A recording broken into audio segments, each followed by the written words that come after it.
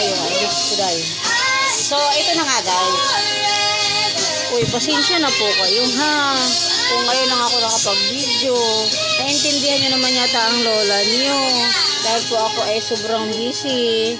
Ngayon po, nag-video ako dahil gusto ko po kayong makamusta. Kamusta naman po kayong mga guys? Diyos ko dahil long time no see mga guys. Ang tagal ko hindi nag-video, mga ilang linggo rin mga guys.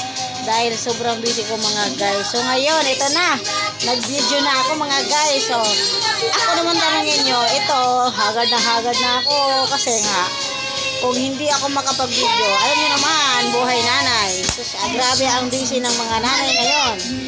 Tapos ako ay meron pa pinagkakaabalahan. Kaya, hanap buhay time ng mga guys. Kasi, kailangan natin yan. Dahil ang dami nating mga needs sa buhay.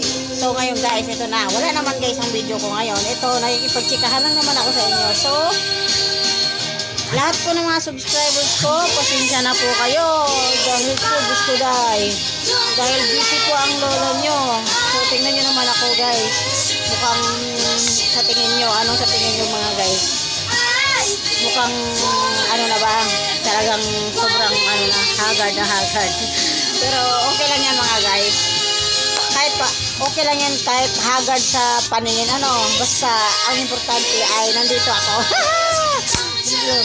So ito lang mga guys, wala naman yung video ko, kinamusta ko lang kayo. So yun lang po, bye bye, thank you po, God bless, ingat po tayong lahat, bye.